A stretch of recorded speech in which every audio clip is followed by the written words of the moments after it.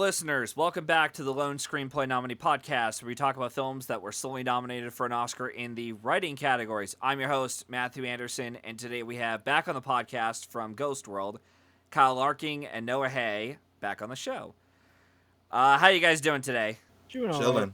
We're chilling. Yeah, that's good. I don't know about you guys, but I'm very curious to see where we land on this. I think I kind of know where Kyle lands on this, thanks to his Letterboxd review, but I'm curious to know where Noah lands on this, because he was very cryptic with his tweet. You know, as you were watching it, I think it was over the weekend, you said, like, watching Straight Outta Compton, and then you were very cryptic with your tweet. I'm like, I'm curious to know what he thinks of it, but we'll get to that in a moment. Yeah, so today we're just going to jump right into our discussion of Straight Outta Compton from 2015.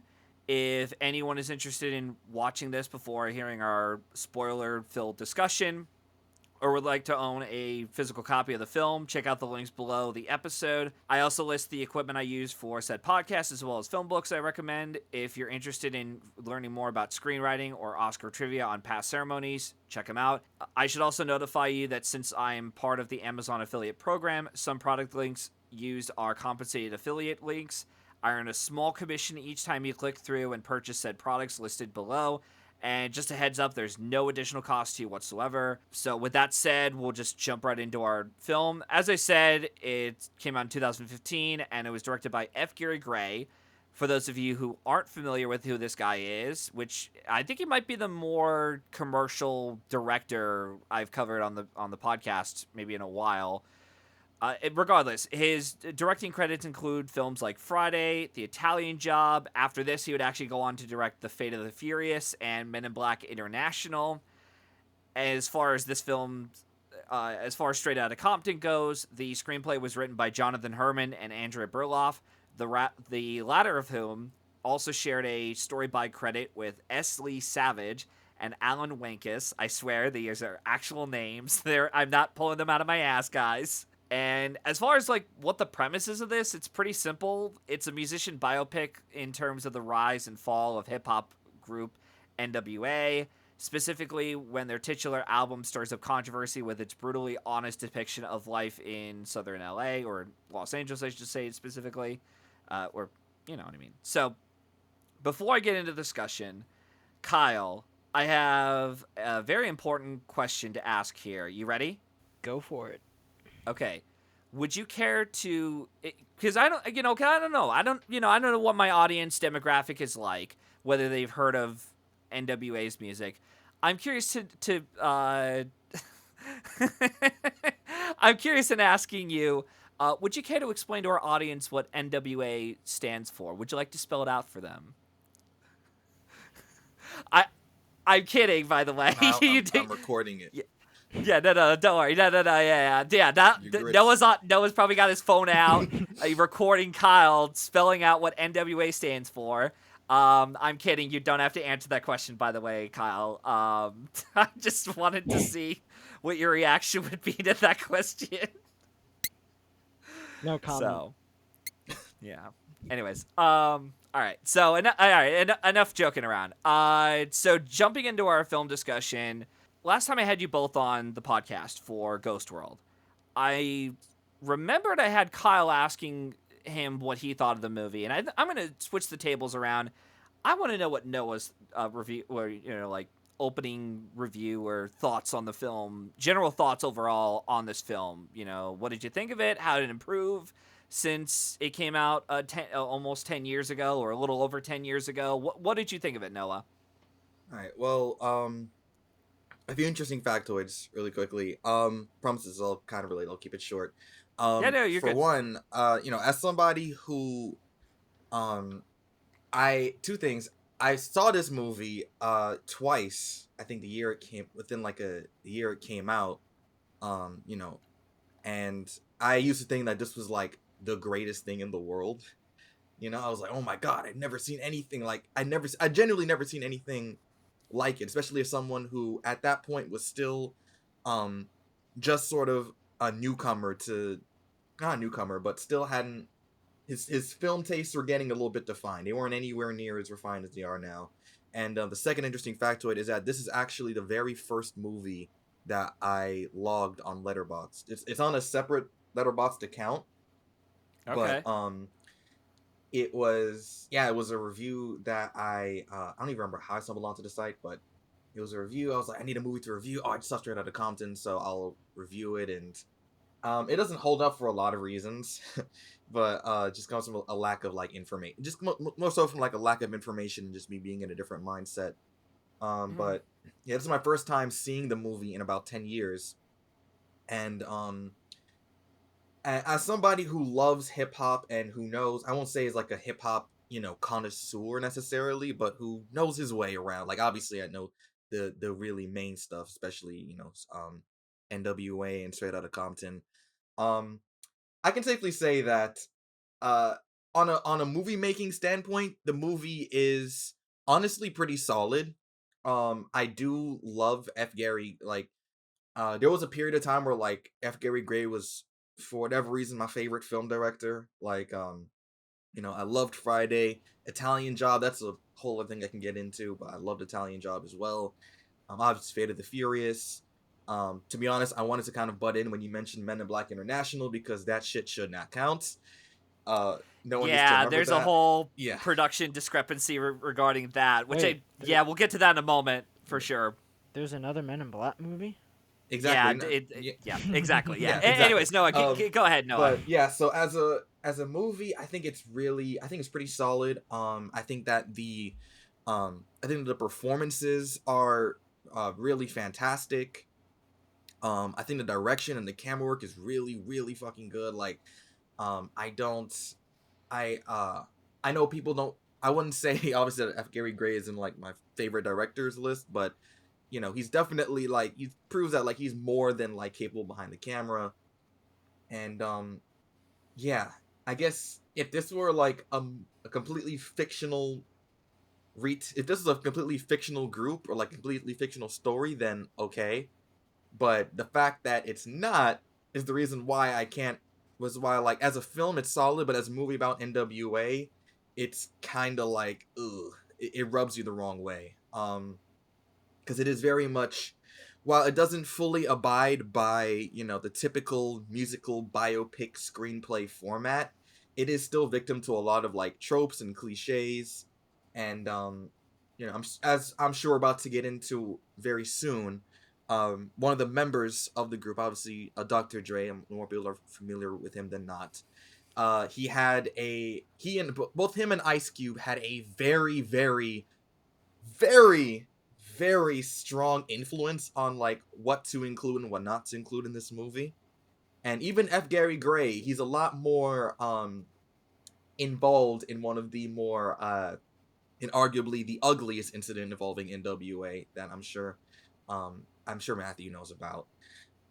So I'm not sure if this is the best time to get into it just yet, but for now, We could say that for a little bit. I know Dre and Ice Cube's controversies a little bit, but I'm curious to know later on in the discussion what you're referring to with F. Gary Gray. But we'll get into that later.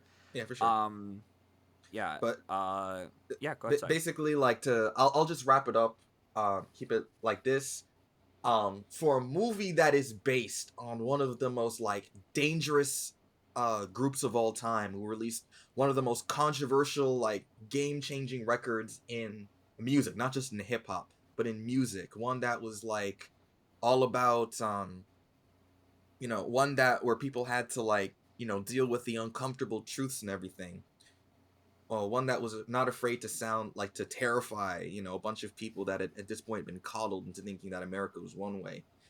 For a movie that's based on like something so bold and fearless, it's kind of crazy how many corners it cuts when it comes to like the story of the group, and like and how much it skirts past the uncomfortable truths about the group itself. And that's all I'll say about it for now. Okay. Kyle, your thoughts on it? Well, I think it's interesting because like Noah was talking about how when he first watched the film in 2015 and how he kind of came out of it in his review being someone that didn't really know as much as he did now. Um, this was my first watch of this film.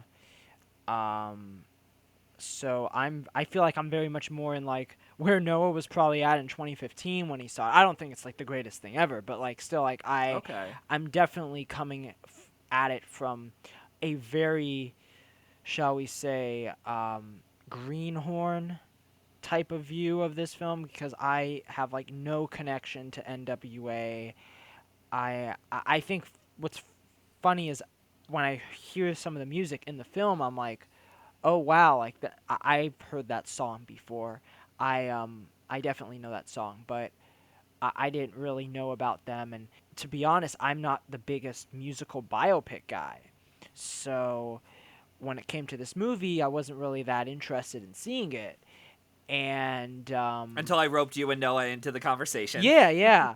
And obviously I had known about like the impact of this film. I remember when it came out, it was this giant hit, and I was like, "Oh wow, it's interesting." But I think for me, I became more familiar with I mean, I really did enjoy The Italian Job when I saw it, but I became more familiar with F. Gary Gray when he did The Fate of the Furious. I I'll say that I enjoyed this film. I think the film has some incredible performances all around, from I think Corey Hawkins to what's it, Jason Mitchell, to what's his name, O'Shea Jackson Jr. O'Shea Jackson Jr. Um, and I think that the the direction's pretty good. I feel like it's funny, It's funny how we're doing like this because of being like a screenplay, say nominee, or being this screenplay movie. I do kind of think the screenplay is probably the weakest part of the film itself. Um, I do think that I don't know. I feel like some of the characters, and I don't feel like we get enough from some of these characters in the film. Obviously, the film is centered around Dr. Dre, Eazy-E, and Ice Cube, but like I don't know. Like I feel like this is a thing. Like when it comes to tropes and these biopics, they tend to focus around when it comes to like a group or a band or a group of singers. They'll usually focus on maybe one or two rather than the whole group itself. And maybe it's because Aldous Hodge right now is more famous than he was when he made the film. But I was like, man, I Yeah. kind of wanted more from Aldous Hodge in this movie. Like I was like, oh wow, like I want more from some of these other characters. I thought Paul Giamatti was pretty good in it, and I think that one of the more interesting, I think, notes about this movie that I did make was that you're dealing with basing this movie a lot around the locations and the events that occur rather than like say a central like I feel story that runs through the piece. It's more about like where was this person at when they made this song? Where was this person at when they made that song? And then it kind of goes through like, okay, this is Eazy-E's battle with HIV, but it's, very, very brief, as opposed to say like some of these other biopics, like say Priscilla, or actually I don't know if Priscilla, I'd say like Priscilla is like centered around like a particular time in her life, where this is more centered around like the decade or so, or the decades that NWA really was together and firing off on all cylinders. So I thought that was kind of interesting because I feel like there's like two ways to approach a biopic, and it went for the more let's cover like so many of the things that happened rather than focusing around a central part of the tale. So, but yeah, overall, I did enjoy myself, and I can totally understand why it was the hit it was. At the box office, you mean? Yes. Yeah. I mean, it also helped too. I mean, I was just looking. I think this came out like a week after Fant Four Stick came out of the box office, so it seemed pretty easy as to like, yeah, there's not much there in theaters, and whatever is there is leftovers from like Mission Impossible: Rogue Nation. That's about it. So I like the movie. I have notes. We'll get into it in a moment. But I think what's interesting, and Kyle, you brought up a really good point about the movie, is that I'm not the biggest fan of musician biopics, even the more recent ones we've had. Elvis I didn't care for, fucking hated Bohemian Rhapsody, and the one of the more recent ones we got as of this recording is a complete unknown. In fact, we're getting another one this upcoming award season with the Bruce Springsteen biopic with Jeremy Allen White playing the character. And I'm just thinking to myself, it's interesting to see how we've gotten from Straight Outta Compton 10 years ago. Like, actually, when this episode comes out, it'll be like a couple days after, maybe a whole week since it's like 10-year anniversary. So we've gone from Straight Outta Compton 10 years ago, and you look at where we are now with musician biopics, where a lot of them are pretty much trending in the same area a bit of like, let's cover a whole, like a whole decade's worth, or let's go through the characters' lives, almost like the rags to riches kind of thing, and then show the downfall. But I think what makes this stand out more compared to other musician biopics, let's say, for example, Bohemian Rhapsody. I'll just make a comparison between the two for the time being. That film had so many ideas and so many topics it could have easily touched upon within its 2-hour, 14-minute runtime, or however long the film is. And it decides to just, at the bare minimum, say, we got to cover, bare minimum, we got to cover this point. We got to cover Freddie Mercury having AIDS, the band, controversy, all this stuff going on, everything. And it doesn't really have even like a strong footing in the first half at all. Like, so by the time we get to the more emotional Live Aid sequence, it's like the emotions to me are pretty phony. And I mean, I guess I could see why people would be very emotionally engaged by the finale, but I just wasn't. Whereas this one here, I felt like with the first half of Straight Outta Compton was a lot more stronger than the second half, simply because even though I definitely see where Noah is coming from, where it does feel like a very sanitized, not quite Disneyfied, but almost like clean, polished. Like it's gone on record to say that, or we've had public records to say that Dr. Dre was a woman abuser. Ice Cube has done some terrible things as well, with his own time. In fact, we actually see one of the incidents happen in the movie with the breaking into the guy's office and demolishing his shit with a baseball bat. What made this one still stand out, like I said, is that it had the passion was there and the drive to tell the story, but also the fact that it's talking about NWA. And yes, I agree, it's not going too much into the more darker, heavier themes of the film, and even the music of NWA's music was. It's not going too deep into it, but at the same time, they are addressing it enough to where it's still a problem. Like, we establish Eazy-E, Dr. Dre, and Ice Cube all within their introductions of why they want to, what's their drive, what's their reason of getting out of this life of sorts, especially with Eazy-E, where he's dealing drugs, and he almost got shot and killed by a bunch of drug dealers if it weren't for a random police raid going on at the guy's house. So it would make sense for them to have their music say, hey, we are just journalists, in our own way. We are rapping about what's going on in our lives. And if even the songs, even their songs like "Fuck the Police" and "Straight Outta Compton," they're not spites. That one could see them as like a spite song of saying like, "Oh, fuck all police." But even they said before on record saying like 90, we're only saying "fuck the police" in terms of like 90% more like the corrupted ones, not all cops, obviously. And if anything, they were warning songs to the police, especially in LA, to say, hey guys, you fuck shit up and you become crooked motherfuckers, the people in LA will riot. And that anger and that heat had been building up and up until the Rodney King incident that we see depicted in the movie. And if anything, once that riot occurred with all the cops getting non-guilty, signals and such, it was very much a case of like, yeah, like like what NWA was saying. You may not agree with them and you may not like their language and their attitude, but they were trying to tell everyone this was going to happen.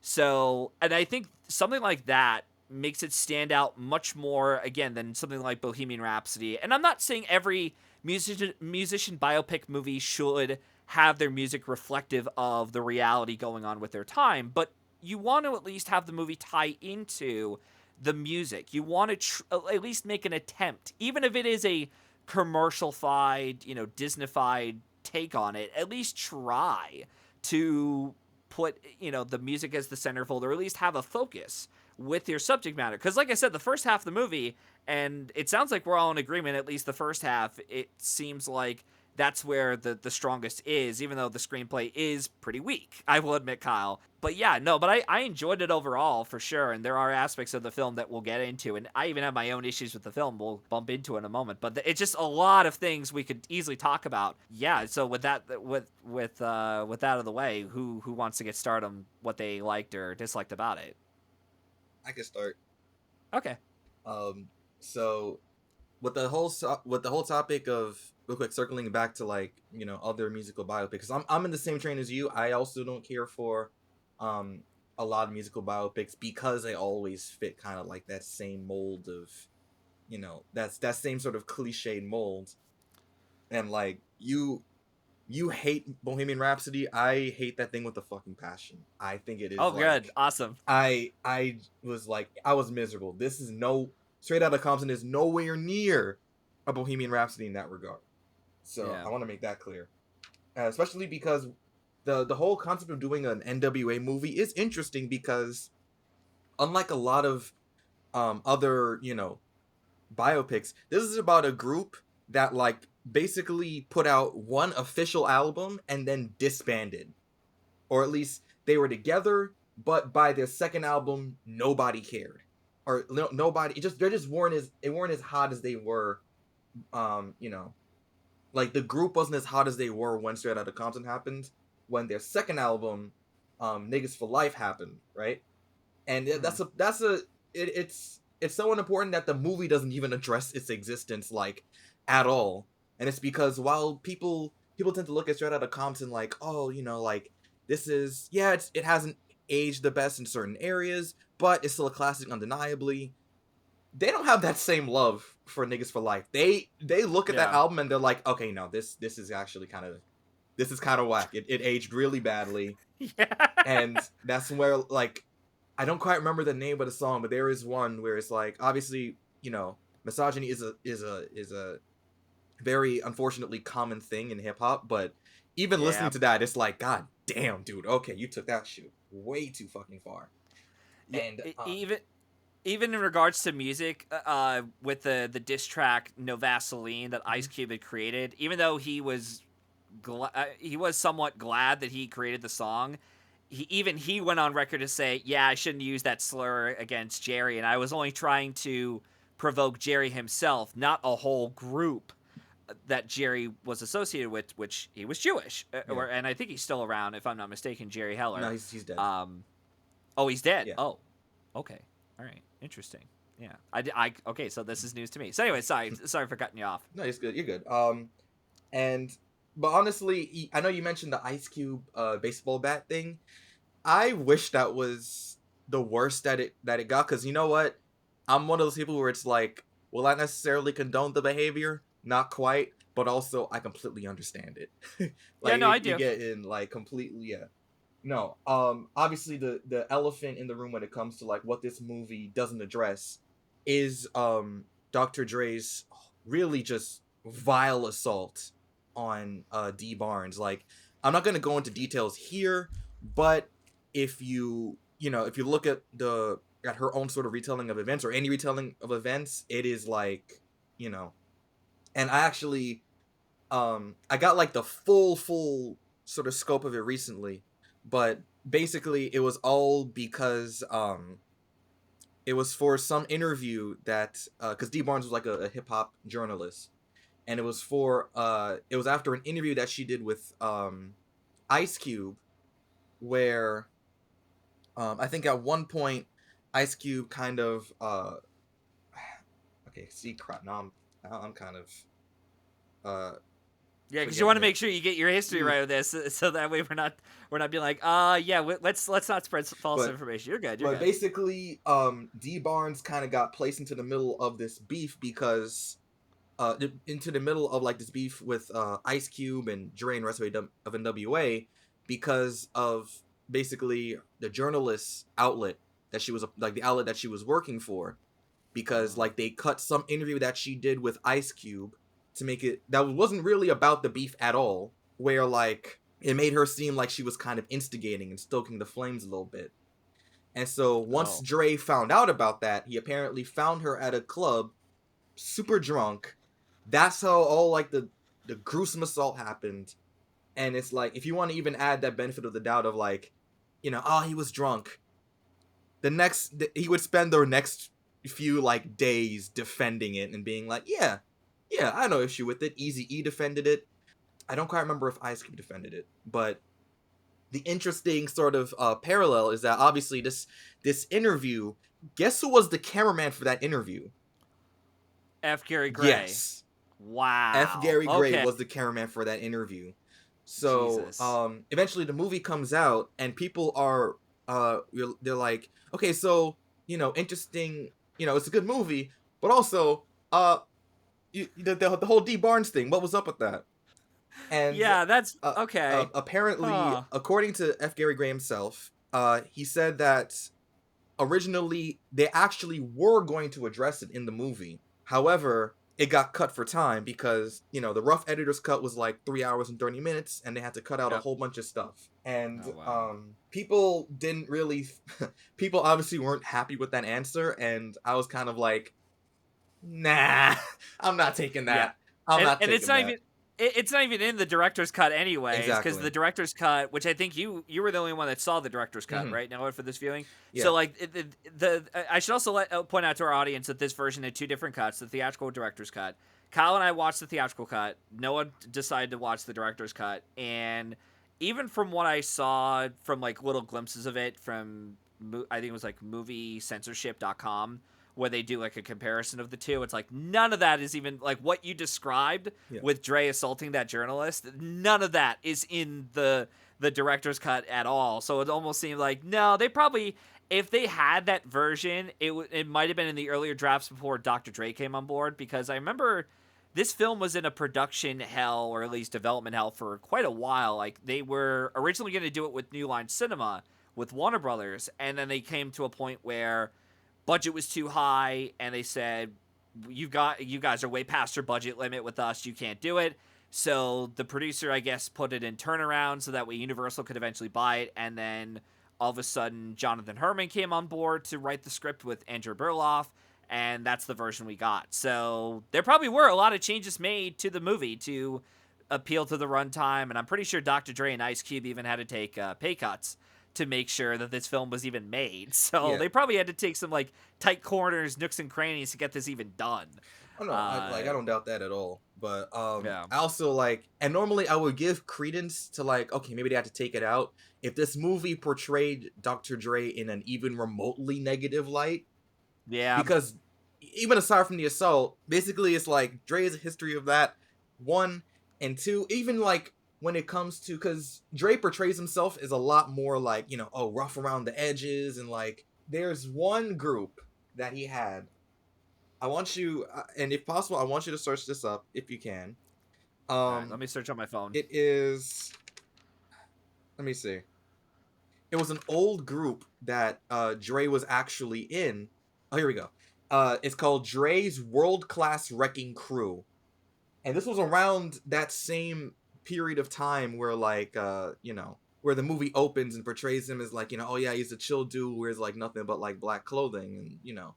Yeah. However, in this group, he was donning like, you know, the Jerry curl and like the sparkly like 80s, you know, glam suits and everything. So it's like, even in that regard, it's this movie is so like afraid of actually, you know, going into like some of the less cool aspects of anyone that's not named Dr. Dre or Ice Cube. Eazy-E, that one's a bit up for discussion because apparently, or not really up for discussion, but apparently the movie portrays him as like somebody who was very gullible and kind of like, especially someone who was broke towards the end of his life. Like, as y'all remember, he was like downsizing houses. That was not the case at all. That was not the case. Eazy-E was actually doing pretty well, all things considered.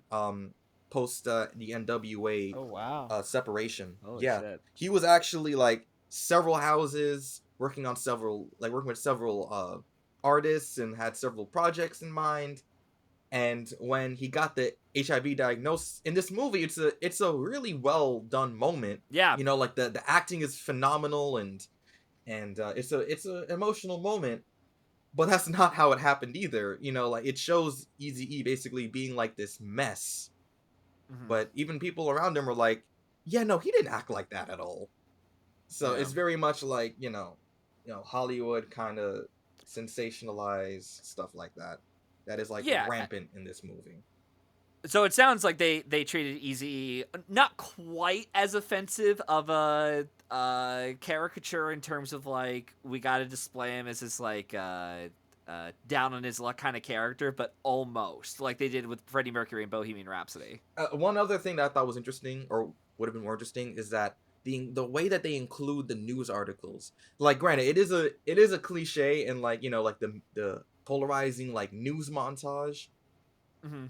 And I was like, okay, that's like I'm gonna it's probably gonna happen in this movie, but that's understandable. I mean, again, Straight Outta Compton was a huge album when it dropped. The movie only shows like 2 news clips, and then it moves on. And I was like, Yeah. uh-huh, okay. Then it hits the LA riots. Shows like a few, maybe like 3 more, and then moves on. And then this goes by so fast that like by the time you see because the news clips they end, or the movie ends with a bunch of news clips of people being the news kind of being like, look at this tragic passing of Eazy-E, that they weren't calling for his head on a pike, a few years earlier. So I think that could have been an interesting angle that they could have approached, but for whatever reason they just kind of didn't with this one. So, um, Well, yeah. one thing, if we can talk about one thing that I did like, especially after watching the film, was how like the beginning is like, showing Easy escaping this very dangerous situation, and he could have easily died in that opening of the film, Yeah. Hmm. and how it parallels just the ending of the film. And at first I was like, this is a very captivating way to open a film. Yeah. I did not know about Easy E's death. I didn't know. I, to be fair, I don't know who Easy E was aside from once Okay. they say that it's NWA and he's part of NWA. But I so I was like, wow, like from the beginning of this film, they are telling the story in a way where it's like, look how lucky he was in that moment and how lucky he got to the point he got to, and then you can see a man like that. And I guess like as what Noah was saying with how they basically were very very deceptive in the way that they told his the end of his life, it's still, I can kind of understand like where they were going in terms of a story where it goes to this idea of how can a man that was so lucky to get where he was lose all of it at the same time. And that's when they start to play more with the fiction of it all. But I really look back on it and think about really how great that beginning of that film was. I do agree that a film like this is probably going to have to take liberties with it in order to tell a more interesting and more coherent structure. Because when you get to something like Dope Man, which is a pretty good scene in of itself, I'm pretty sure that didn't, quite like quote unquote happen exactly as it was. Because there was a documentary, I think on MTV or VH1 they just released a couple years ago. In fact, I think I even saw it before the movie even came out, where Jerry Heller, like the way that meeting was done was not exactly how it was in the movie. It was through like a connection that Eazy had with a buddy of his that was outside of NWA. He's like, hey, let me, put you up with Jerry Heller's office. And then the way that Jerry Heller would do these like one-on-one interviews with these record studio executives, and they'd be like, one by one, I will show you. I'm gonna play some music for you guys. And it was the last guy that you see in the movie. He was the only one who was like, oh wow, this is actually really really interesting music. And it's like, oh yeah, it's probably for an act. And like, no, these guys are the real deal. Like they're telling it out as it is. And he goes, oh, wow, okay, then I better sign on these guys immediately. And then, we get to the point where it's like, all right, I want you guys on. And I think he even went on record to say, like, yeah, the California Raisins guys, the guys who did that, I think it was the band California Raisins, they're like, yeah, they almost went platinum the other year, and they're like, oh, and NWA is like, oh, okay, yeah, let's do it. So, yeah, you're going to play around with that a little bit, and that's fine, so long as you're still staying true to the spirit of these situations and characters. I mean, even the Ice Cube thing, it's not exactly how it is in real life. In fact, they never even show you in the movie how when Ice Cube leaves the office with his bat after demolishing that record label, headquarters or whatever, he actually got arrested. Him and his buddies got arrested, and it wasn't until Ice Cube's buddies, either it was like next door or in the same building. He's like, "What the hell happened?" And he tells the cops like, "Yeah, don't, take the handcuffs off. That we won't charge him. We won't charge him." And he told Ice Cube like, "Hey, just call me the next day, and I'll handle your money problems for your kid being on the way." Which is funny because it's his son, Ice Cube's son, playing the Ice Cube role, and he's gonna act in the scene to tell the executive from, I think it was Priority Records, to say, hey, my kid is on the way. I need advancement on my next record like we had promised. That was so great. I find that pretty funny. I do wonder, I don't know, I mean, maybe another time in some film history there's been, a case where an actor played, their father or their mother, and they talked about themselves in that scene, but I don't think I've seen that before, and I thought that was a really fun little moment, because I think it works so well, because O'Shea Jackson Jr., like, I think he's just so good as his father that I buy him, acting as him there, and I'm like, oh yeah, it's him, but like I'm not like, it's not like he gives a wink to the screen where he's like, my kid's on the way, like it's played really well. Yeah, which I should also point out too, and this is something I really hate about musician biopics, which it always happens with these kind of things where it's like, what should we call the name of our band? Oh, I know, this name. Or, where it's like at the end of the movie, Dr. Dre was being asked by Suge Knight, which, speaking of monsters, with Suge Knight, and he's like, so what you gonna call that bullshit, Dre? And he's like, and he looks to the camera and he goes, Aftermath. And it's like, haha, get it. It does happen every once in a while with that kind of shit, and I'm like, I'm not really the biggest fan of it, but I guess I'll give it a pass, because I don't know, because I feel like a lot of other, again, Bohemian Rhapsody or even other musician biopics, whenever they have to do like, here's how the character got his famous iconic attire, here's how he got the shades, here's how he got shot up, and things like that, and it's like, come on, we already know, just do it to where it's like, look, it's just thrown in, and it's just like, oh wow, I didn't even notice that was even a reference. Okay, anyways, moving on. So I appreciated the film for doing that for the most part, or it didn't have as many of those moments.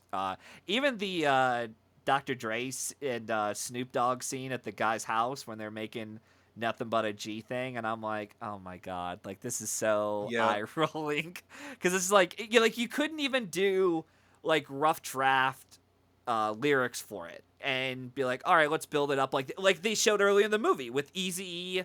In the record studio, and they're playing Cruising Down the Street, and you see O'Shea Jackson's reaction, which his reaction was great when they all realized Eazy can't rap as well as they think he could, and I loved O'Shea's reaction. Is like, oh no, that's not it at all, guys. And so I thought that was funny, and again, it took time to like, all right, let's actually sit with this scene a bit and not just be like, why don't you do the song, cut to him doing the song so beautifully and eloquently, and then do like a whole 5-minute, moving the camera around the guy and be like, look at him singing and doing, the all this stuff. And it's like, come on. But no, but they didn't do that. So I appreciated that. But yeah. Also too, did you guys agree that, Lakeith Stanfield as Snoop Dogg was pretty bad? It was busy. Like, I wanted to get into that too, because I thought it was funny how, for like, for Eazy-E and for Ice Cube, they were like, okay, let's make sure, and for Suge Knight, and for Tupac. They're like, all right, let's make sure we like get people that look exactly like them, you know, And can pull off the and can mannerisms and well can pull enough. off the stuff well enough too, exactly. And then for everyone else, they're like, I don't know, I don't know, Yeah. because Corey Hawkins, great actor, looks nothing like Dr. Dre. He does it. Yeah. Lakeith Stanfield, great actor, looks even less like Snoop Dogg. That is kind of crazy. Do you guys know who was originally going to play that role? Who? Kyle, do you know? I might know. No, no.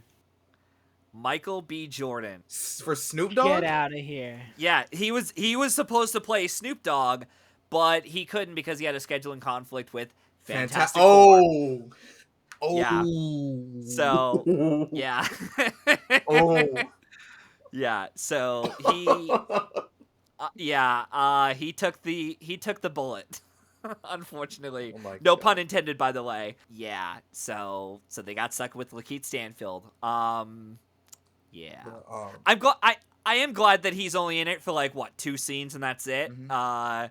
Because if he were in it anymore, and I'm like, okay, you're ruining this movie, buddy. Like the longer you're on here, the worse it gets. I wouldn't say he's that bad. I wouldn't say that anyway. I think it's just like definitely a case of, you know, it's just he doesn't look nor sound anything like him. So it's that like really crazy disconnect of like, you know, what is this? This is garbage. But otherwise, I think he did fine. I think the only bad Lakeith Stanfield performance was him as L in Death Note. That's the only thing I've ever seen him where I'm like, all right, dude, what is this? I was too busy distracted by the fact that Lakeith Stanfield was in this movie that I wasn't even paying attention to the performance because I was like, I didn't know he was in this. And let alone I didn't know he played Snoop Dogg in this. Yeah.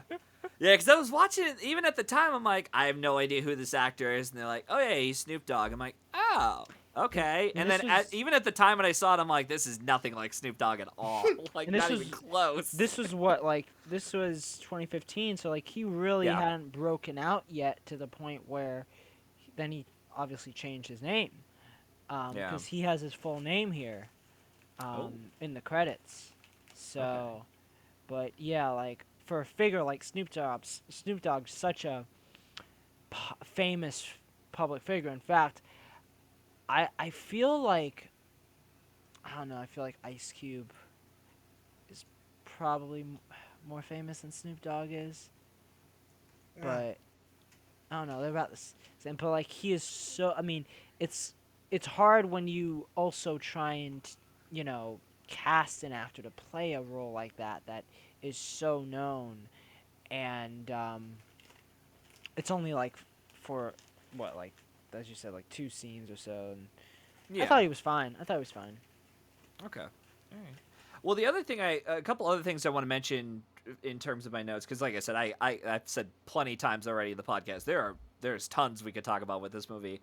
I do have to credit F. Gary Gray and Matthew Libatique, who shot the movie, and he was the cinematographer, or he would eventually become the cinematographer on A Star Is Born, Maestro, Don't Worry Darling, I think was another one he shot, Black Swan, which he got an Oscar nomination for, and I was really impressed with the photography by Libatique and really showcased some of his visual chops. They're nowhere near as visually, stigmatizing or stay with me as much as, let's say, A Star Is Born's photography or Maestro's, or even Black Swan to that matter. But it's still pretty good photography throughout the movie, especially during the concert sequences. They're able to change it up just a bit to make them stand out from each other.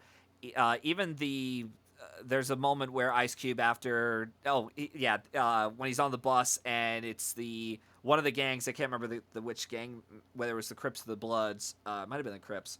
They were on board and they pointed the gun. Or something? It was. I'm sorry. I don't even think it was the Crips or the Bloods. It was like another sect, like the Mafia, or I don't know what the name. Okay. Yeah. Well, regardless. So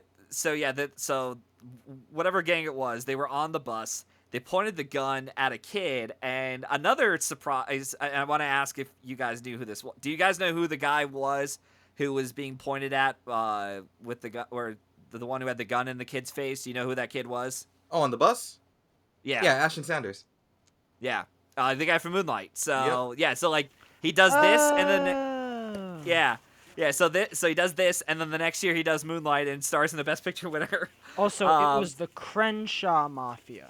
That's what Crenshaw it was. Yeah. Mafia. Okay. Well, regardless, yeah. So after we get that scene with the bus, we cut to, it was like a slow mo shot of a bunch of guys on bikes riding past the street with Another Day in Compton song being played. I thought that was a really cool shot. Even at the time when I saw it, I'm like, this is really cool photography. I And remember that from the trailer, right? Because Yeah. that was one of the key shots. I remember I went to the movies so much in the summer of 2015, and so I saw this trailer over and over again. Yeah. And I particularly remember that shot. I remember that one scene where Ice Cube's like, "Hey Dre, I have something to say," or "I got Yeah. something to say," and then like those were like the two things I remembered from the marketing. So yeah, it's a great shot. Yeah. And I also have to credit F. Gary Gray, because again, this guy's a more commercially well-known director with a lot. I think he directed a fair amount of music videos. He directed Friday, Italian Job. He would go on to do Fate of the Furious. And for skills like him, I was actually impressed. He's actually able to pull off a bit of more maturity with the film. And I kind of wish he did more films like this, because I feel, not saying that he whatever he chooses to do as a director it's totally up to him, but I feel like doing more movies like this really does showcase him as a pretty good dramatic director. Yeah, sure, he has, again, the more commercial success that he has, but him doing something like this, it's like, this is kind of different and a little bit out of the box that he hasn't done in a while, or maybe at all. And even getting to the more dramatic moments, especially when we find out Dr. Dre, one of his, I think it was like half brother, who got killed in a fight, which was also cut out of the film and was left on the rough cut, like 3.5 hour version of the film. It's a pretty impactful scene, and then it transitions into the Detroit sequence in of itself.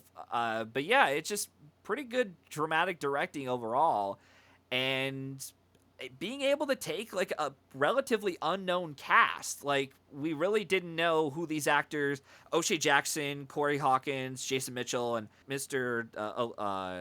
Lois Hodge. I might be mucking his name up. And they're the guy who played, I'm sorry? Aldous Hodge. Aldous Hodge. And to see all these actors, and it's like, they're actually pretty good in their roles. And even watching a little bit of the director's cut, watching their chemistry with each other, it's like, you buy them as a band, as a hip hop, as the band, and you find them in a way of like brothers of sorts. So yeah, and the only recognizable name at the time is Paul Giamatti. That's it. Like, none of these other actors are well known for its time, and now, because of this movie, a lot of them have gone into their film careers. We're seeing O'Shea Jackson in other films. We're seeing Corey Hawkins in other things. We're seeing like Keith Stanfield, as we mentioned already, Ashton Sanders. So it's Aldous Hodge.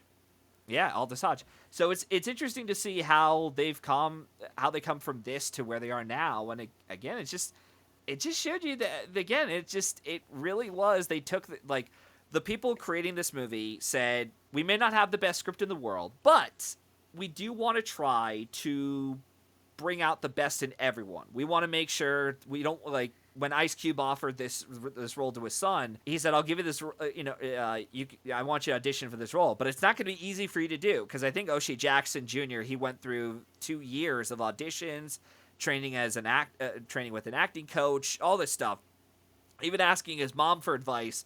And the one piece of advice that she gave to him, to her son, was tips about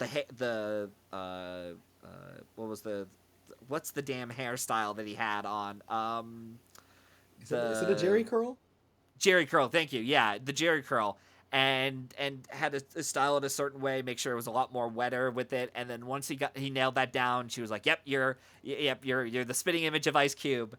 And even during some of the more dramatic moments, even in the second half of the film, I'm like, wow, it's almost like I'm watching Ice Cube in the movie, except this one can actually act. Ooh. Unlike his recent efforts in War of the Worlds. I have not seen that movie. I am planning to see it because I am a sucker for pain. Oh man. That zero Yeah. percent's really enticing you, isn't it? It really It is. Yeah. everybody's talking about it on my timeline, and everyone's walking out Yeah. just saying like, no, this actually is the worst thing ever. But then again, Yeah. they also called Hurry Up Tomorrow the worst thing ever, and it's bad, but anyway, we're not about I still that. need to see that. Yeah, they did the I whole wouldn't say story. that, Kyle. But I wouldn't go that far. But real quick, what I will note is like when the film is not adhering to like the screenplay to a T, and when we see these guys together, it showcases how great their acting is and how like amazing the chemistry is. Like I think a really good example was the creation of the song is or is it called Boys in? Yeah, it's Boys in the Hood by Eazy-E. The one where he's like Yeah, cruising that's down the what it street was. and my yeah. That one is that scene was great. There was another scene that really popped out to me where I don't quite remember the context, but Eazy-E had like just come home. I think he had like just gotten beaten up. And he comes home to his wife, and there's not a lot of dialogue, but he comes home to his Yeah. wife, and he's like, "Oh my gosh, what happened? Are you okay? Are you okay?" And he's not like any lesser biopic probably would have been like it would have gone like the more melodramatic, like "I'm fine," and it would have gone into this whole argument. But no, it's like very quiet, and you just see like a lot of it, like so much of the story is told without Jason Mitchell or the woman playing his girlfriend, like without a single word being said. You let the camera work speak for itself. You let the emotions on the face speak for The itself. Like acting. the acting speak for itself. It's a Yeah. really like that scene really stuck with me, and it also made me kind of upset because you mentioned Corey Hawkins, you mentioned O'Shea Jackson. Do you know why Jason Mitchell has not gotten that same? Yeah, Yeah. I'm aware. Oh, I know. Yeah. So we could pass that. Anyone who's listening, just look up why that is. It's It's unfortunate because it's Dr. yeah. Dre-esque, but Yeah, because arguably worse. Yeah, I was thinking to myself while watching this again. I'm like, man, Jason Mitchell's really good. Why isn't he doing any more work or as much work? And I look up his online and stuff, and I'm like, oh, okay, yeah, all right. you kind of you really obliterated your own career, buddy. So yeah, but yeah, as far as like issues I had with the film itself, I mean, really, it's in the second half of the film where it's not quite as strong as the first half, where it had a lot of that passion and energy Yeah. going for it with the actors, the director's voice, and the photography, and even the pacing, which I was shocked watching this on my second time, years removed from it, 10 years at least. I was shocked the first half flew by so quickly. I'm like, wow, we're only an hour in and it felt like 20 minutes had gone by. Because usually when we get through a biopic, we're like, oh god, like, oh Jesus, like, even when I had to throw this on, I'm like, all right, well, I got to watch a musician biopic again, see how this holds up. And I was like, no, it's actually going by a lot quicker and smoother. Like, it's still going through the beats of a musician biopic rise and fall would do, but again, it's able to, there's enough there to keep me invested and for me to be like, okay, this is able to stand out enough. I don't think this is anywhere near like the greatest of biopics of all time, not even close, honestly. But if you're talking about the last 10 years worth of musician biopics, I think this is easily one of the better ones we've had. Better than Because my show, Matthew? we could talk about that for another time. But I still think this is a really solid musician biopic, even with its flaws in the second half, especially with some of the more dramatic moments. And I don't get me wrong, I like Paul Giamatti in the film. I think he's quite good. But there's one moment of the film where I thought, okay, this is a bit too hammy and melodramatic for me, and that was with Eazy-E calling Jerry Heller off, and he's like, yeah, I know you've been doing a lot of shady deals under the table, and I didn't notice. And so he's like, all right, we're breaking this off forever.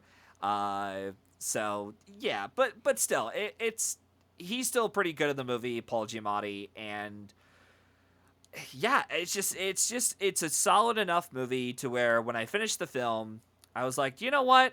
I was surprised. that despite my issues and plenty of notes I have for it, I still enjoyed it enough to where I could give this a solid recommendation.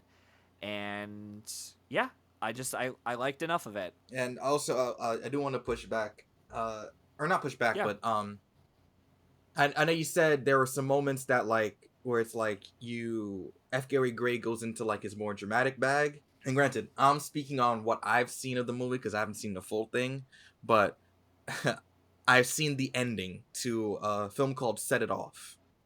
Okay. I don't know if you've heard of it, but it's with Jada Pinkett Smith, Queen Queen Latifah's Latifah. in it? Yep. Okay. Yeah, Cleo, like arguably like the most famous thing about that movie is Cleo. And it's funny because for a while people were like, oh yeah, you know, like a feel good like black film was Set It Off, and as somebody who had just watched like the last 30 minutes, I'm like, what feel good movie are you Yeah. talking about? What? That's right. He did direct it. I forgot about that. Okay. But yeah, no, like so it was that.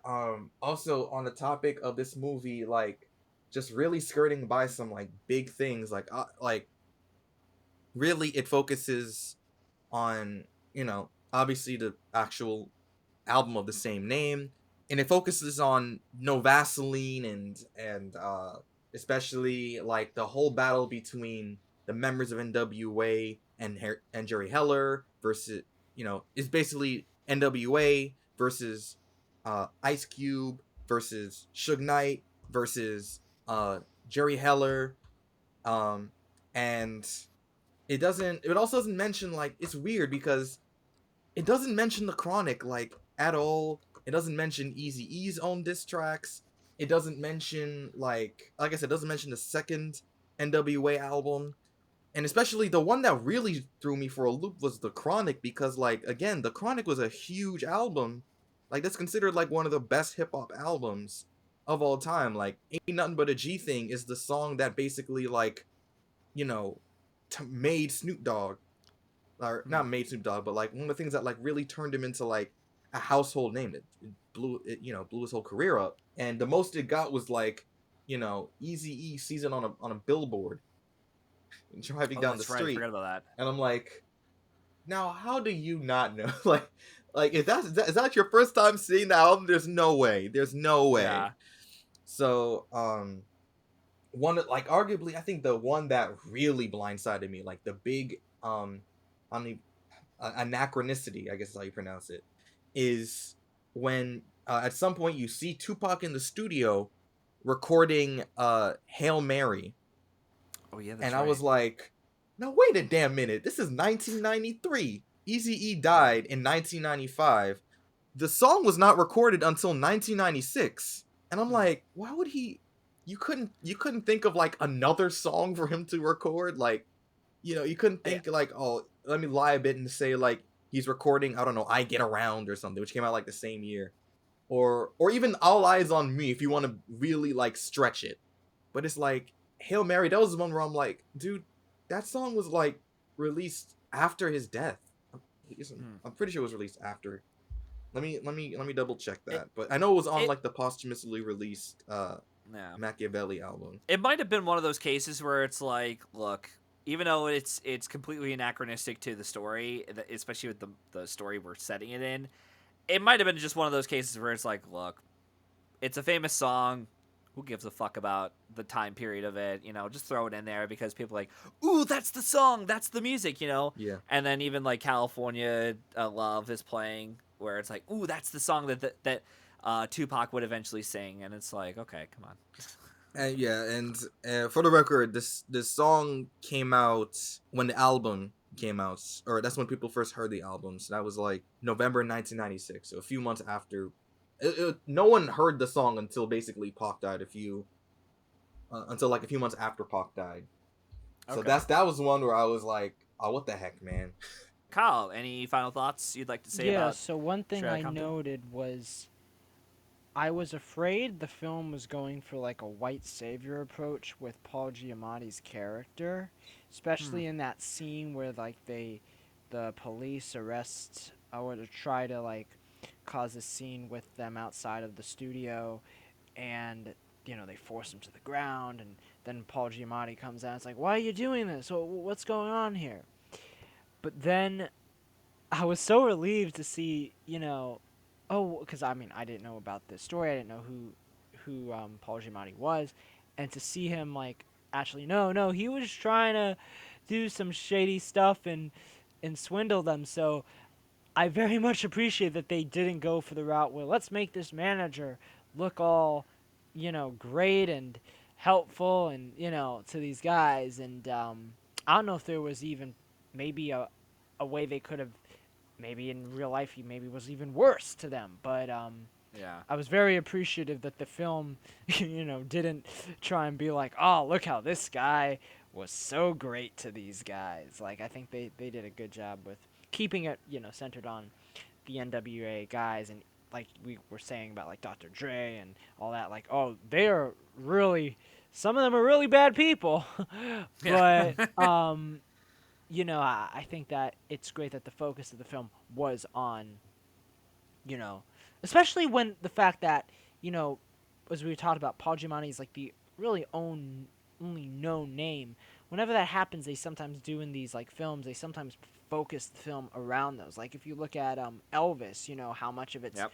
focused on Tom Hanks, But Yep. I like that it was focused on NWA and those members, and it wasn't, let's talk about that really famous actor playing that random guy in the back room of the recording studio that saw them when they released their greatest hits. So yeah, I really like that. Cool. Yeah, Awesome. and I will say like that whole entire confrontation with the police, where like they're getting basically harassed outside of the studio. That didn't actually happen. I figured. Yeah, like Ah, the whole no. I concept.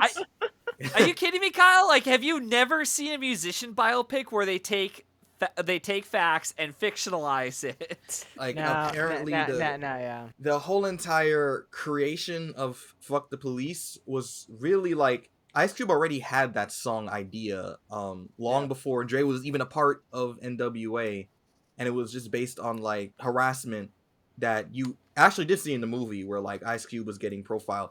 Yep. That's more so what "Fuck the Police" was based on.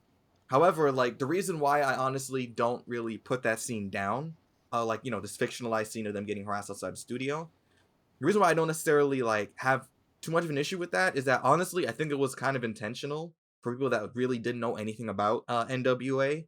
Where it's like you think like, oh, it's gonna be like a white savior movie, but really it's like, no, this dude's a scumbag the entire time. So I do think that was actually like I do think that was actually a really clever moment. I don't know if that was intentional or not, but I was like, huh, all right, you did that one thing. I mean, even when you have someone like, sorry to say this, but Andrew Burloff has just, after this, never did a good movie. It almost feels like, maybe they got lucky with this movie as to why it ended up being as good as it is, because no one attached to this has done anything much. Jonathan, I think this is still, as of this recording, this is still Jonathan Herman's only writing credit on IMDb. I know the other two story by credit writers have other things in like pre-production and in development phase, but nothing has really gone forward. And Andrew Burloff has a couple of things in that were already made with like oh god, it was like the kitchen was one, and then there was something else she had done with Jamie Foxx, Sleepless, I think it was. So Yep, Sleepless. yeah. So I actually have anyways. seen Sleepless. Oh, Don't watch how does Sleepless. how was it compared to this in terms of, did you see like Andrew Burloff's like writing from this in Sleepless or no? Well, okay, it's kind of like a, oh my god, I'm gonna adjust this meme that I have not done in years. But there was a kind of funny moment in the both the movie and the trailer. There ain't no easy grab. They got teeth. Yes. Okay. Yeah. Yes. It was Ralph the just gonna movie be an easy maker. He made grab. Yeah. yeah. Ralph the movie maker made the meme out of it. I'm like, oh my god, that's hilarious. Yo, I think, in fact, fun fact, while we're on Sleepless for a little bit, I reviewed that movie on YouTube. That was the Oh. first time I ever showed my face on camera. Oh, Oh. wow. And not only that, but I think Ralph the Movie Maker's review on it came out like days after mine. Oh, that's funny. And like I think I did see that he was reviewing it You were the on blueprint, Noah. You were exactly. the blueprint. I did. He's probably thinking one day, he's like, what should I do? And he followed Noah, and he's like, that's it! I got it! I think it was generally like I saw him posted on Twitter once, or I saw him post that he was gonna talk about the movie. I'm like, oh, okay, like I'll talk about it too then. Screw it, why not? And so I talked about it. And I released it, and then a few days later, I was like, oh crap. Well, my review had a good run. It dominated it for 3 days. 3 days. Oh, well. Yeah. But anyways, going back to Straight Outta Compton, any other final thoughts you have on it, Noah? I mean, overall, I give it a 6 out of 10. It sounds like I was really going in on this movie, but I was just, as somebody who knows a lot about, or knows enough about NWA and that whole history and just hip hop in general, it did sort of like, there are a few omissions that were made, obviously, that just didn't really sit the right way for me. And kind of the same deal with Elvis. There's like, I actually do like Elvis, but I docked it like a whole point because genuinely I did not know about anything involving Priscilla until like months after. Okay, not months, but like a few weeks after I saw the movie. That's when I was like, oh shit. And like in my review, I'm like, I was like, as a kind of joke, because I wasn't an Elvis fan, but I was like, you alright, white boy. And then I heard what happened. I was like, never mind. I take that back. Yeah, I take that back. Yeah, just watch the movie Priscilla instead of Elvis. So, yeah.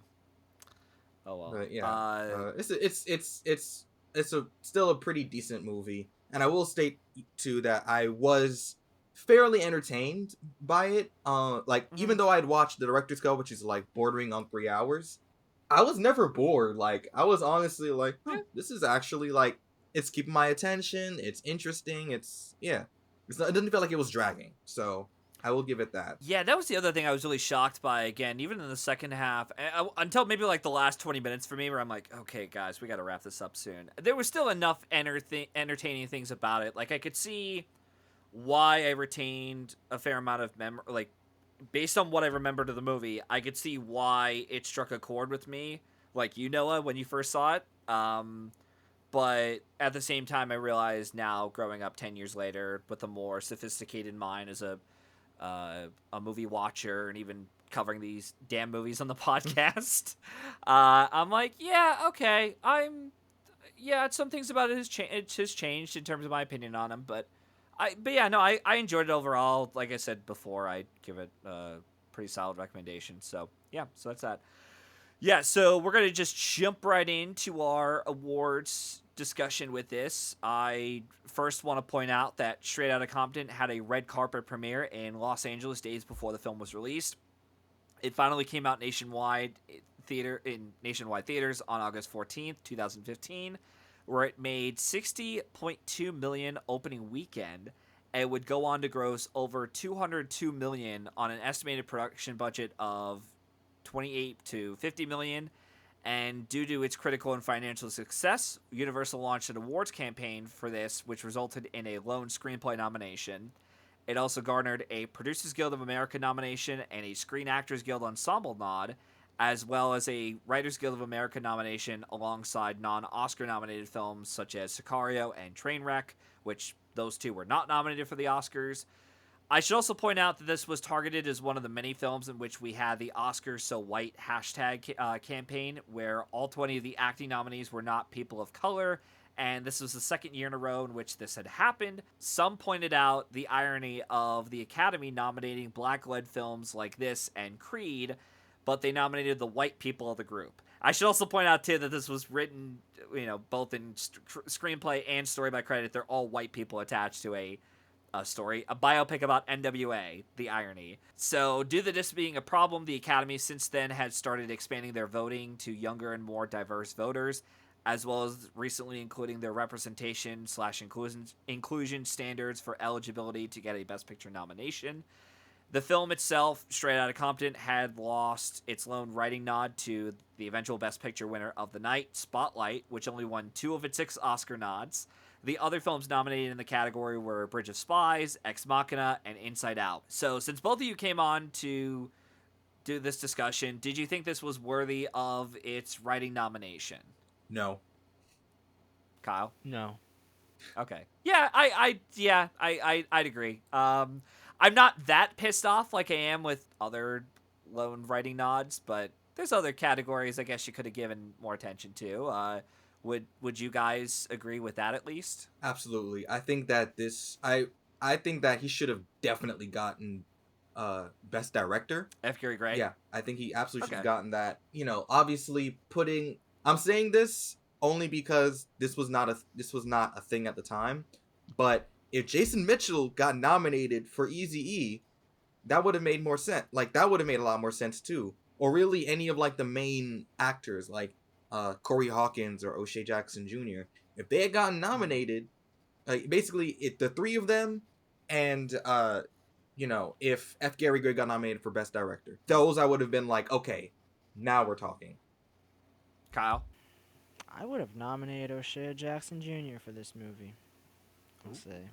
I guess would that have been Best Supporting Actor? I guess I tried looking into this the night before we recorded, into like how they campaigned all the actors, but all I could find were at just general for your consideration ads saying the time is now. You know, vote on like the most important picture of the year and showing all these like title quotes from like Variety and Chicago Tribune, and I'm like, oh, they're not really showing me much in terms of like who they categorize. But I'd have to assume because it's an ensemble pick, they probably placed everyone in supporting. Yeah. Although I will say it would have been just as awkward, if not a little bit more, if they ended up just nominating Paul Giamatti in supporting actor, and that's Oh, it. that would have been that would have been Yeah, even worse. like Even That- though he that was would've been good like- in it. Even though No, he he was was, good in yeah, it, but he man, was. that would have been Yeah. bad. yeah, that would have been a case. That of would have been like uh-oh. those Black Panther posters with where they cover his face. No, yeah, no, with no, like the it, mask. no, it would have been. It would have with given me the Ross. vibe of Everett Ross, Martin Freeman on the Black Panther poster with just him on there. That's He's the what- main guy of this story, even though he's in it for like 5 minutes. Guys, he needed to show that, you know, and plus he's upset on those posters. He's clearly upset about racism. Yeah. But whatever. with also another thing that I think should have got nominated over the screenplay. Honestly, even the cinematography I think deserved it. The cinematography and even best editing. Even though cinematography would have gotten completely stomped out by Mad Max Fury Road and Sicario and The Revenant, even though that would have gotten stomped out by it, I still think that should have gotten nominated at the very least. Yeah, I'm looking through the tech fields. Even in editing, it was a pretty strong field in of itself, where you had Mad Max Fury Road, The Big Short, Revenant, Spotlight, and Star Wars The Force Awakens. Kind of made sense for Star Wars to get in because that was a much more popular blockbuster film. Yeah. Also came out like in December as well. What else was there? Cinematography. You had The Revenant, which won. Carol, which actually had pretty good cinematography by Ed Lockman. Hateful Eight, Fury Road, Sicario. Yeah, so it's pretty. Yeah, I mentioned this before on. Oh God, what was the movie? It was some other movie I had done with Jayla, and what the hell was the movie called? Hiroshima no More. That's what it was. Yeah, where it was very much a case of this was a popular enough movie. We have enough to get it into the original screenplay category because of the performances, but we don't have enough cachet or enough support behind this to get it into other fields like director, picture, editing, cinematography, whatever the case may be. It's like we don't have enough room to get them in there, so let's just put them in the original screenplay category as like the lone nomination. And even looking at the field too, you have Bridge of Spies, which was another Best Picture nominee, Inside Out, which was an animated film, which made a lot of money too, and you know, Ex Machina, which was like a surprise, also got like a surprise visual effects win, which I'll talk about that on my After Hours Patreon down the road. It kind of made sense as to why we ended up getting the one nomination it got, and yeah, and I'll talk about Spotlight on my Patreon channel as well because I have a lot of thoughts on that. But yeah, yeah, again, it makes sense, even though I do think the weakest aspect, as we all agree, is the writing easily. But it makes sense as to why, because of the competition and for this not getting as much respect from the Academy, it got the lone screenplay nod. I would also argue too. Uh, actually, well, I want to also ask you guys: do you agree that if this field had been expanded up to 10, Straight Outta Compton could have gotten into Best Picture? It's entirely possible. Let me see what the nominations. Because this was more in the sliding scale where they didn't have to go with 10. It was like either they can go with 8 or 9, and then they made it sure in like the year that Coda won Best Picture, it's like, all right, from now on it's gonna be a straight 10, no sliding scale. Mm-hmm. But yeah, for our listeners out there, Spotlight won Best Picture, as I said. The Big Short was nominated, Bridge of Spies, Brooklyn, Fury Road, The Martian, The Revenant, and Room. I need to rewatch The Martian. Yeah, I do too. That I that remember... was oversold as a comedy to me. Oh, I was okay. I was very annoyed and confused. I need to rewatch it when I'm not hungry and not falling asleep. Oh, hot takes here from Kyle. So Kyle, do you agree? Do you think Straight Outta Compton could have gotten in for Best Picture in the field of 10 or no? Maybe I can't really remember the conversation around that time, like if it Okay. was, I very much remember the impact it had on the box office because I remember it was like, oh wow, Straight Outta Compton, #1, Yeah. but like it it could have been possible, but I feel like a lot of those films that do get Best Picture, they have a lot of like awards around them, and the fact that it Mm-hmm. only had that screenplay nom, I don't know if they would have, put that in there. I personally would have put Creed in there Yeah, I was gonna say over, Yeah. Straight Outta Compton, and I feel like Yeah. that should have maybe had even a greater chance given that it was that much should have slept. closer to award season. Yeah.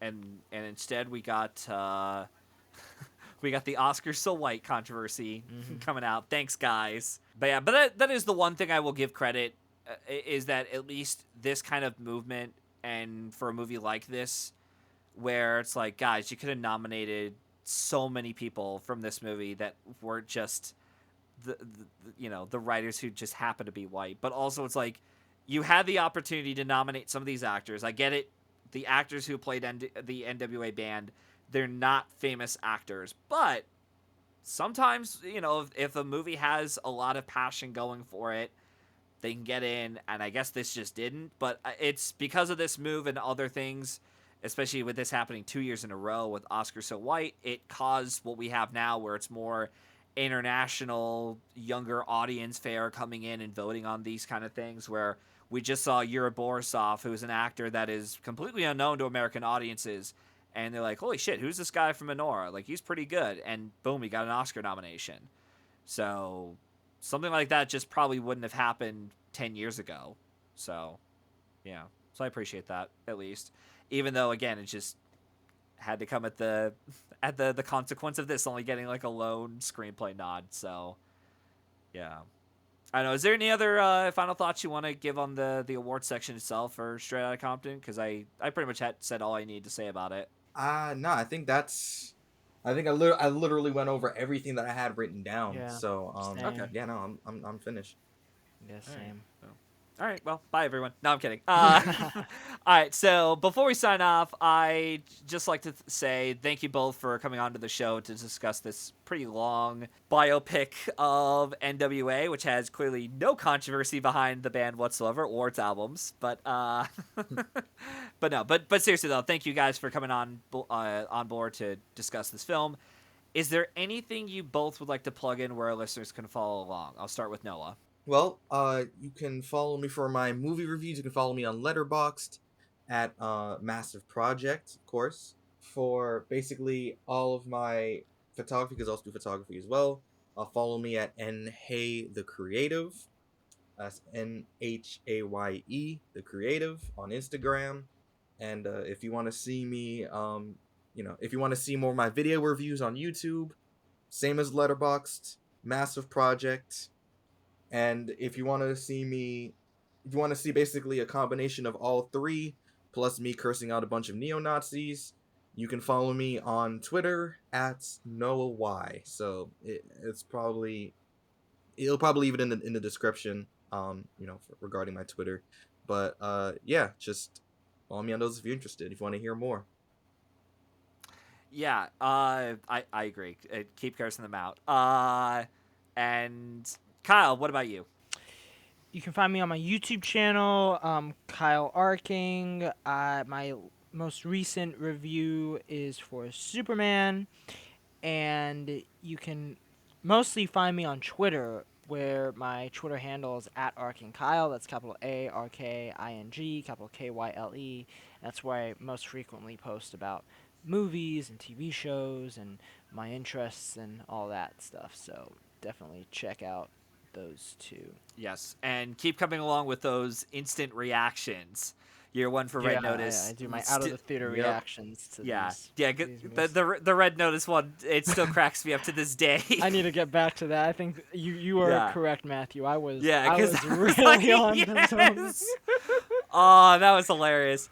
Yeah, as for me, you could follow myself and the show through Linktree under @Matthew995, where you could follow along on all my social media accounts, such as Twitter and Letterboxd. On the same site, I provide a link where you could listen to more episodes of the show through Spotify and YouTube. Also, we have a Patreon page where you can check out more bonus episodes on After Hours, where a membership is only $3 a month. And in case you're interested in being in the hot seat, let me know, and hopefully we can arrange that happening soon.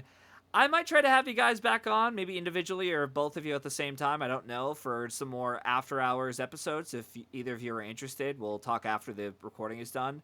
Because yeah, I would like to. It was great to have you both on for this and Ghost World. So we might come up with something down the road, but we'll see. I don't know. In the meantime, we hope you enjoyed listening to this episode, and we hope to see you at the movies. Take care, guys.